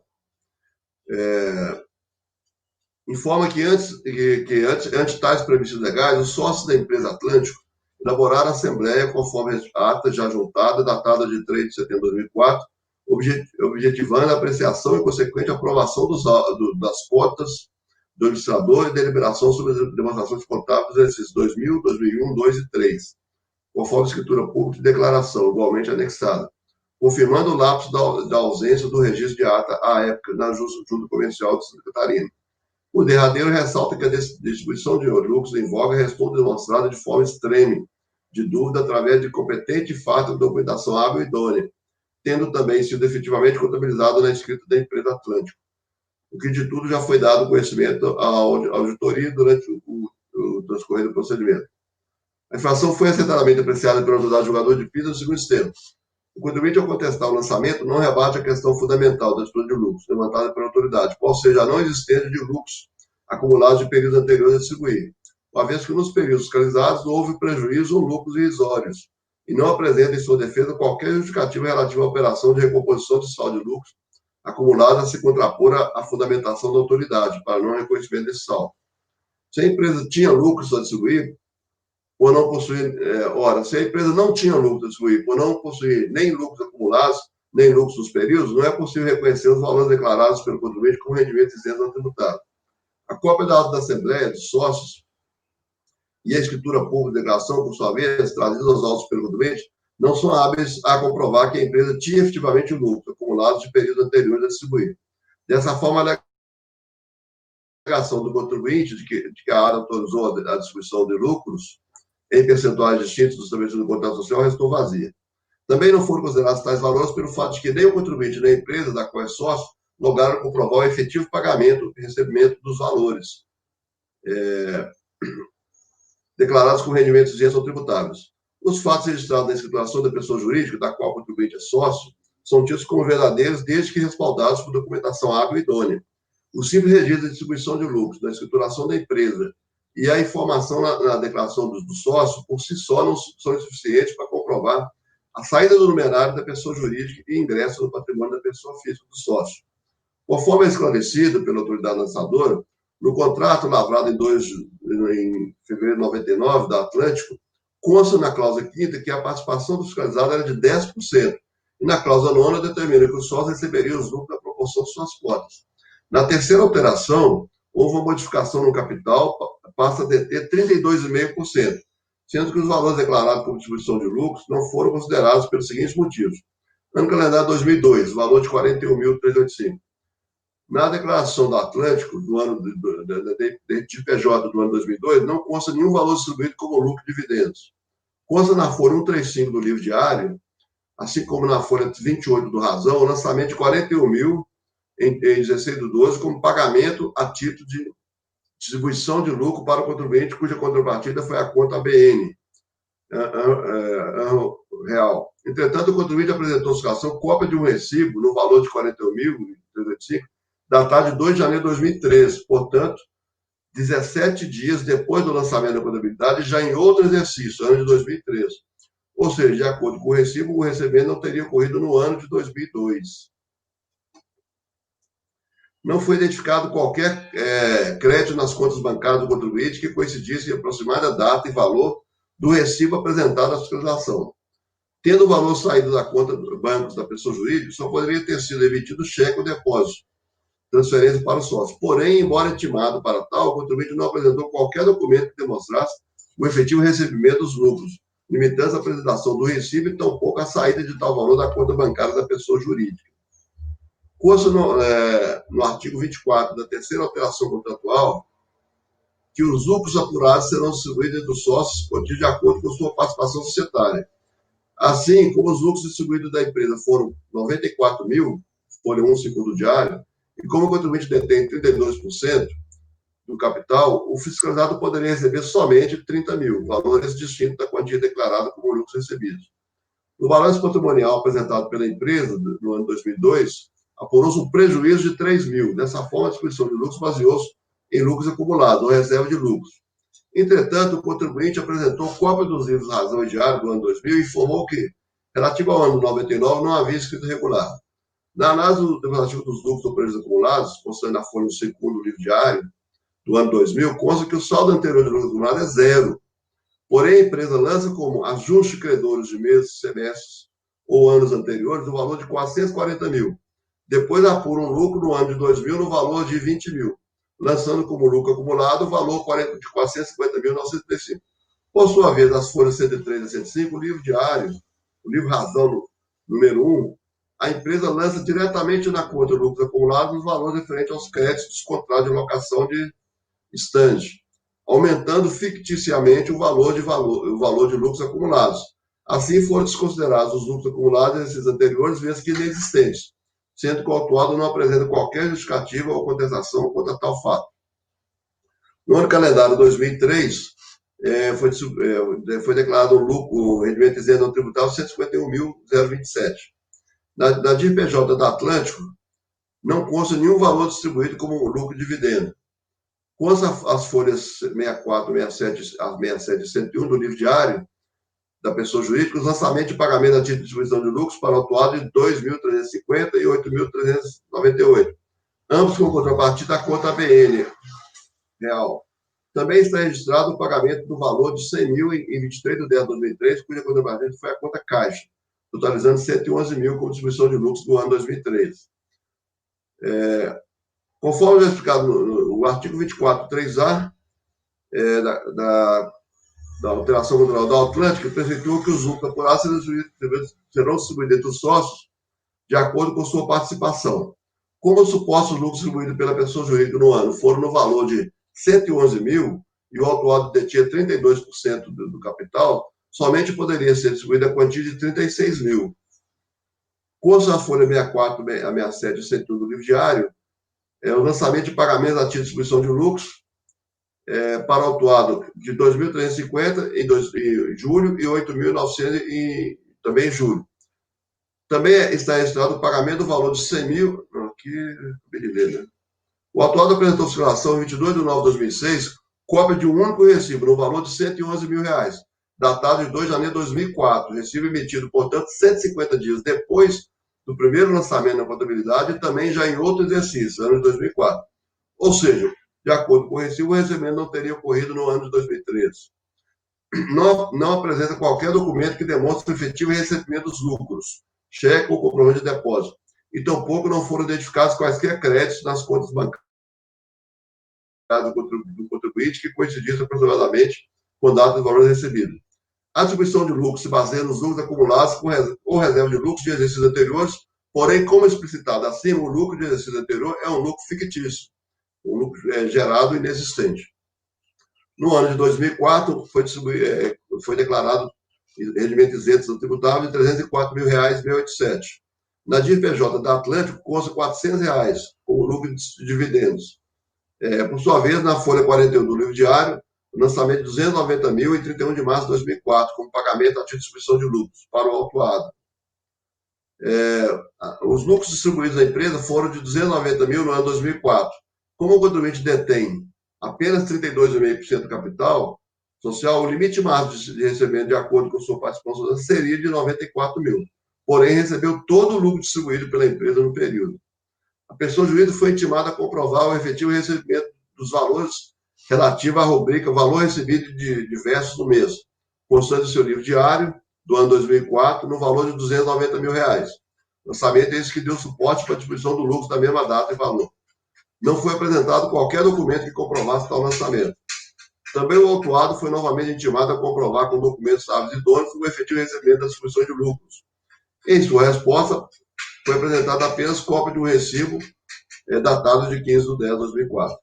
Na contabilidade da empresa, consta que o valor saiu da conta Caixa, 31 de março de 2014. Entretanto, no recibo apresentado, consta que o mesmo recebeu em 15 de 10 de 2004, portanto, 180 dias depois da data do lançamento contábil. Não foi identificado qualquer crédito nas contas bancárias do contribuinte que coincidisse, pelo menos aproximadamente, em data e valor do recibo. No outro giro, o contribuinte, mais uma vez, não apresentou qualquer documento que demonstre o efetivo recebimento dos lucros. No balanço apresentado pelo Atlântico, foi apurado o lucro de R$ 1.627,57. Dessa forma, a distribuição dos lucros baseou-se nos lucros acumulados ou reservas de resíduos que, conforme já apontado, trata-se de lucro fictício. O atual alega que houve assembleia dos sócios da pessoa jurídica, objetivando a apreciação e consequente aprovação das contas e deliberação sobre as demonstrações contábeis dos exercícios 2000 a 2013, conforme a escritura pública. Deve ser destacado que tal assembleia teria ocorrido somente em setembro de 2004, ou seja, em data bastante posterior e distante dos supostos pagamentos de lucros, que teria ocorrido entre 2002 e março de 2004. Já a referida escritura pública somente foi lavrada em 8 de janeiro de 2007, conforme significa as folhas 4.743 a 45. Ou seja, ocasião que o autuado já se encontrava sob procedimento fiscal.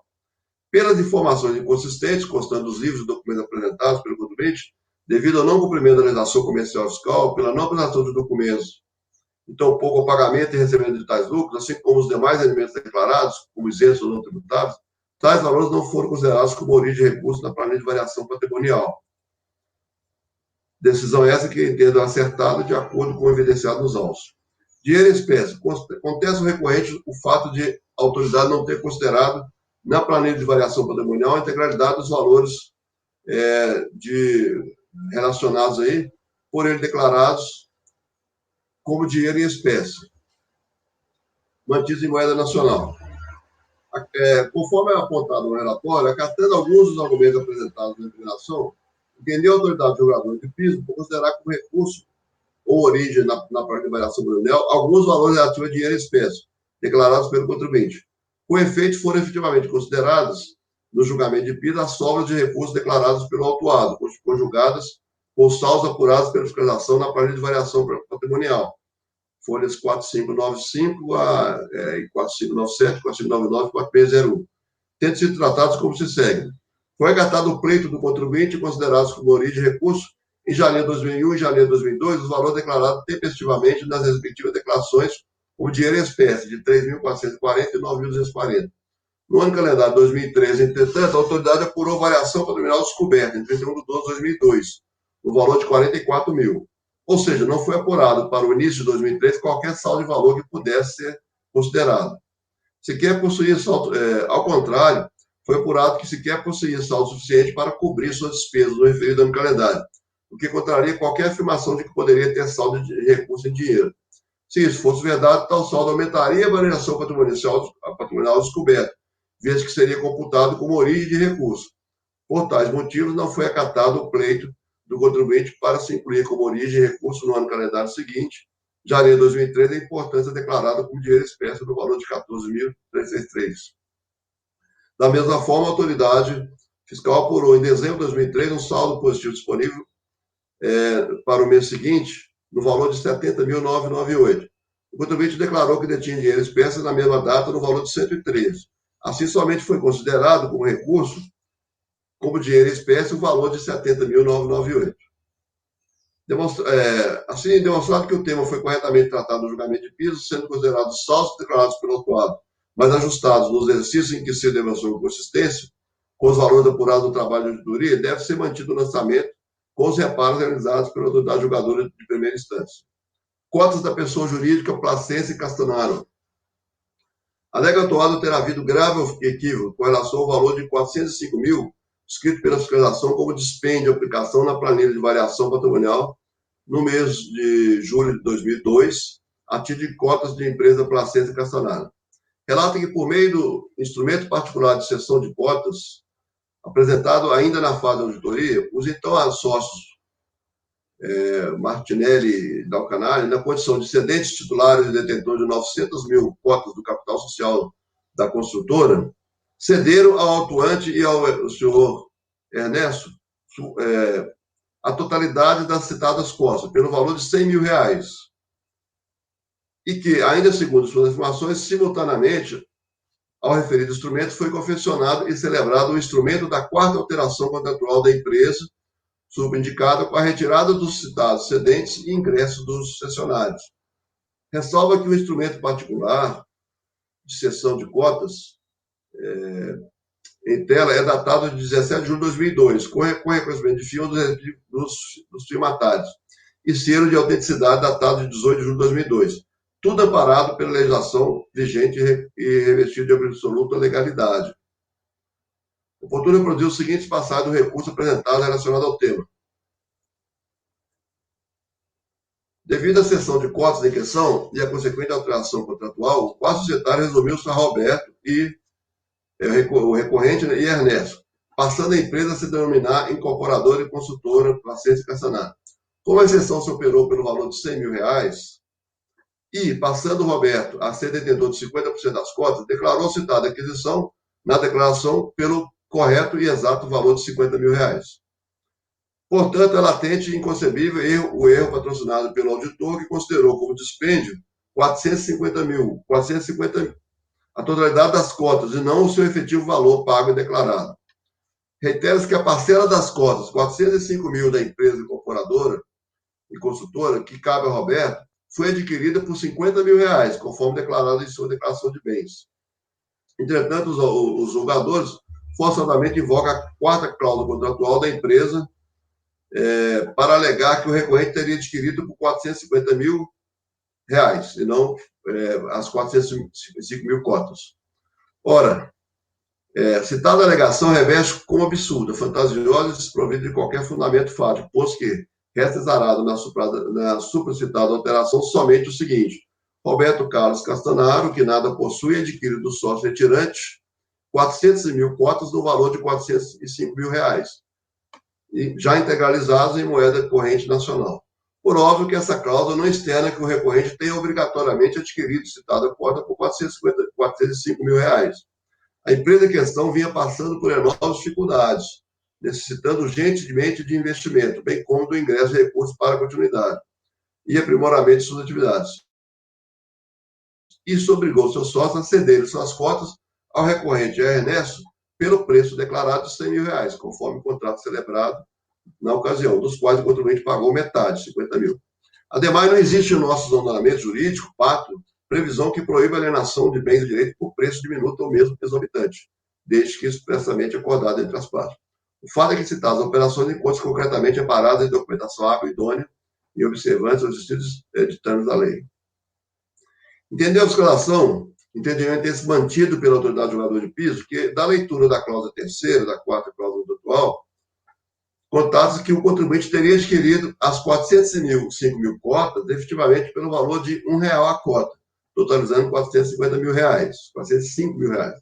Destaco que nas demais alterações contratuais, quinta a sexta, também devidamente averbadas e arquivadas no registro público de empresas mercantis, o contribuinte permaneceu com 405 mil cotas, no valor de R$405 mil, concluindo que não foi apresentada qualquer outra prova passível de corroborar as alegações do autuado, pois a simples apresentação do contrato, não registrado e desacompanhado de outros elementos, não seria suficiente para invalidar o valor constante da alteração contratual averbada e arquivada no registro público.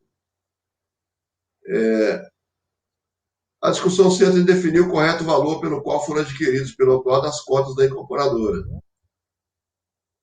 Eu passo aqui para meus fundamentos. Eis os termos do referido item B2 da referida cláusula terceira da quarta alteração contratual da incorporadora. Roberto Carlos Castanhari, que nada possui, adquire do sócio Luiz 405 mil cotas no valor de 405 mil, no valor de R$405 mil, já integralizados. Ocorre que os documentos trazidos aos autos pelo autuado, assim como suas provas e afirmações, inclusive na impugnação e na defesa ou no dia de análise, vão de encontro aos termos do instrumento particular de cessão de cotas, que, em tese, comprovaria a aquisição das 405 mil cotas da incorporadora. Verifica-se a totalidade da cláusula terceira da quarta alteração contratual, também datada de 17 de julho de 2002, mesmo dia de registro do instrumento de compra e venda, onde foi formalizada contratualmente a operação de compra e venda, a seguinte redação. Aqui eu tenho que mostrar um pouquinho. O capital social no valor de 1.300.000 permanece o mesmo. Ernesto, que possui 450 mil cotas, no valor de R$450 mil, adquire do sócio retirante Rômulo 450 mil cotas, no valor de R$450 mil, e 45 mil cotas do sócio retirante Luiz, no valor de R$45 mil. Doravante ficando ao final com 945 mil cotas, no valor de R$945 mil. Roberto Carlos, que nada possuía, adquire do sócio retirante 400 mil cotas no valor de R$ 405 mil. O resumo do capital social está demonstrado aí. Então, na verdade, o Roberto tem 30% das cotas e não 70%. Nesse ponto, necessário se faz, mais uma vez, reproduzir parte do texto acima relacionado, constante da impugnação, quanto ao recurso apresentado a esse Conselho. Aí eu passo já para minhas considerações. As contradições são patentes, pois o autuado alega ter adquirido 50% das cotas da pessoa jurídica, pelo valor de 50 mil. Entretanto, o registro público da quinta alteração, datado do mesmo dia, informa que o mesmo teria adquirido 405 mil cotas, que sua participação corresponderia a 30%. Ainda conforme a mesma cláusula terceira, repito, registrado no registro comercial, o sócio remanescente, Ernesto, que já possuía 450 mil, teria adquirido mais 405 mil cotas e mais 45, ficando no final com 945 mil cotas no valor de R$ 945 mil. Temos assim que, nos termos do registro público, o senhor Ernesto adquiriu 495 mil cotas e o autuado teria adquirido 450 mil, que corresponderia a 55% e 45%, respectivamente, das 900 mil cotas até então precedentes ao sócio retirante. Percentuais esses totalmente distintos das declarações dos declarados pelo contribuinte, assim como da informação concernente o contrato de que cada sócio teria 50% das cotas e pago 50 mil por seu quinhão, além do fato de que os sócios remanescentes sequer possuíam contratualmente a mesma participação no quadro societário. Quanto ao valor de R$ 405 mil adotado pela fiscalização, verifico que na segunda alteração contratual, datada de 8 de janeiro de 2001, foi admitido o sócio Ernesto e alterado o capital da pessoa jurídica de R$ 230 mil para R$ 1.350.000, sendo o aumento no valor de R$ 1.120.000 totalmente integralizado no ato, o que equivale a R$ 1 por cota. Ocorre que em janeiro de 2013, ou seja, menos de 6 meses após o ingresso do autuado na sociedade, a pessoa jurídica RCC, cujo o sócio majoritário Y é o autuado, ingressa como sócia da incorporadora, adquirindo a totalidade das cotas do senhor Ernesto. Tal operação dá origem à quinta alteração contratual, onde consta registrado expressamente que o valor de aquisição seria de R$ 1, assim como que o capital social da pessoa jurídica é de R$ 1.350.000, dividido em R$ 1.350.000 cotas.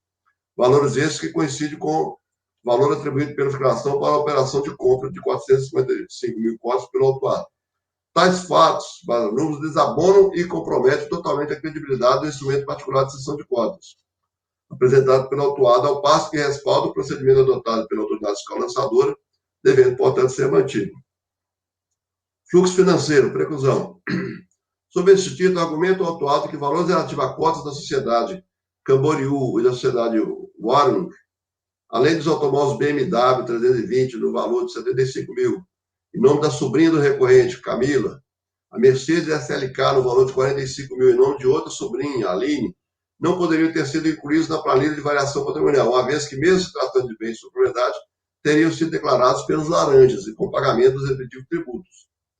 Traz a alegação totalmente despropositada, pois o sujeito passivo da obrigação relativo ao imposto é o titular da disponibilidade econômica ou jurídica da renda ou provento de qualquer natureza, conforme preceitou o artigo 45, combinado com 43 do CTN. Por outro lado, as alegações não foram apresentadas quando da impugnação. Em decorrência da preclusão, não se admite a apresentação de argumentos e documentos com o propósito de afastar pontos então incontroversos por não terem sido objetos de contestação, ficando fora da lide. Omissão de rendimentos, cartão de crédito. Força o contribuinte justificar o pagamento pela pessoa jurídica em que figura como sócio majoritário das faturas do seu cartão de crédito pessoal. Ancore-se no fato de se tratar da sociedade que tem por objeto social a organização e promoção de eventos, bem como a participação central em outra cidade, o que exigiria do sócio o deslocamento para diversas cidades dentro e fora do país, sendo o recorrente o efetivo responsável pela organização e movimentação. Assim, a empresa, por intermédio de seu sócio, hora recorrente, concretizava todas as operações concernentes à sua atividade, tais como posto de gasolina, restaurantes, sanduicheria, entre outros, motivo pelo qual, segundo a alega, disponibilizava o cartão de crédito da pessoa jurídica para uso o autuado. A autoridade lançadora explicitou no relatório que a pessoa jurídica Atlântico efetuava o pagamento da totalidade das faturas de cartão de crédito pessoal do autuado, no período objeto de tal atuação, sendo o fato que tratava-se de cartão de crédito pessoal do autuado, e não da pessoa jurídica. Assim decidiu a autoridade julgadora de piso. Por sua vez, em sede de impugnação, o contribuinte não traz aos autos qualquer prova de que as despesas de cartão de crédito pagas pela pessoa jurídica, da qual é sócio, guardam relação direta com a atividade da empresa. Como visto, a expressa previsão normativa para a tributação da remuneração direta paga pela pessoa jurídica como benefícios e vantagens concedidos a administradores, diretores, gerentes e assessores. Destacam-se os artigos 43, inciso 17 e 622, inciso 2, do RIR 3000, vigente à época, devendo ser mantido o lançamento. Descabimento da multa isolada em razão do recolhimento extemporâneo do IRPF Carnelião em concomitância com a multa de ofício. Aqui é a questão da súmula 147, com o lançamento em período anterior à alteração da lei, né, da medida provisória, eu estou afastando a aplicação da multa concomitante. A aplicação da multa qualificada no percentual de 150%. A agrura recorrente seria justificada a incabível aplicação da multa qualificada de 150%. Eis que a autoridade autuante, no seu entender, não se esforçou em produzir um único elemento de prova tendente a caracterizar o evidente intuito de fraude imputado, condição prevista em lei para autorizar a exacerbação da penalidade, consoante expressamente declarado nos dispositivos legais adotados. Eu trago alguma coisa aqui que ele tenha colocado. Todavia, pertence à confissão do recorrente, eu preciso ler um pouquinho. Afirma sempre ter sido solícito e diligente e, no momento, laborou no sentido de criar dificuldade, tendo atendido a todas as intimações de forma séria, colaborando, fornecendo elementos sempre que requerido pela legislação, e que, conjugando os positivos prescritores da penalidade, diante da situação fácil dos autos, seria fácil concluir que não ocorreu qualquer resquício de ato doloso, muito menos evidente atitude de fraude por parte do recorrente nos termos preconizados pela lei, e arremata o seguinte tempo. Todavia, a pretesa confissão do recorrente perante a Justiça Federal, dando conta de que se utilizava de laranjas, a qual se apegou a autoridade autuante e os novos julgadores de primeira instância para justificar a sanção em tela, resta imprestável para fundamentar a aplicação da multa gravada. Aliás, quanto à citada confissão, essa só vem a demonstrar a extrema boa-fé do recorrente com relação aos atos praticados, afastando totalmente a ocorrência do eventual dolo. Esclarecemos que o recorrente efetivamente coabitava com as pessoas indicadas como terceiros ou interpostas pessoas, em nome das quais estariam os seus bens. Citadas pessoas são, na verdade, seus parentes, irmãs, sobrinhas, em virtude do grau de parentesco, confiança mútua e coabitação, seus bens por muitas vezes confundidos. Apesar da alegada ausência justificativa para a qualificação da multa, há falta de documentação nos autos que demonstra o oposto. Aqui eu estou citando a Lei 4.402, 4.502, que trata da conceituação de fraude, dolo e simulação. Cito aqui um acordo 9202 e defendo, nos presentes autos são evidenciados fortes elementos que autorizam a qualificação da multa, citados em tópicos próprios, tais como a confessa de utilização de laranjas para ocultação de patrimônio e respectiva renda, lançamento de dados inconsistentes em livros e documentos fiscais, simulação de negócios jurídicos, entre outros. Baseado nos fundamentos acima relacionados e da análise dos documentos e informações dos autos, e tendo presente as circunstâncias qualificadoras da multa prevista nos artigos 71 a 73 da Lei 4.502, devido à simulação de negócios jurídicos, ocultação de negócios, utilização de depósitos de pessoas para relação de negócio, todos tendentes a impedir ou retardar o conhecimento dos circunstâncias materiais do fato gerador e praticados em conluio, devendo ser mantida a multa qualificada. A aplicação da taxa Selic, eu cito aqui a súmula 4, né, do CAF, e os juros moratórios, a partir de juros moratórios incidentes sobre débitos tributários são devidos no período de inadimplência da taxa Selic. E, ante todo o exposto, voto por conhecer do recurso no mérito da área de provimento parcial para afastar a multa isolada de 50% aplicada em concomitância com a multa de ofício. Eu voto, presidente. Peço desculpa por me estender muito, mas é um caso um pouquinho mais complexo. Não, tranquilo. Questionamentos, dúvidas? A gente passa a votação aqui. Martim? Acompanho o relatório. Ludmila? Não, Ricardo? Acompanho o relator. Ludmila? Voto trabalhoso, Mário, parabéns, eu acompanho. Caio? Acompanho o relator. Leonan? Acompanho o relator, muito bem analisado. Parabéns, Mário. Juliano? Acompanho o relator, presidente. Também acompanho, então ficou passar provimento para afastar essa multa concomitante, isolada, né? E vamos fazer o seguinte, vou fazer um intervalo mais cedo hoje, que a gente termina um pouco mais cedo, com a votação. São 9h52, 10h05 aqui todo mundo, então vamos interromper a gravação.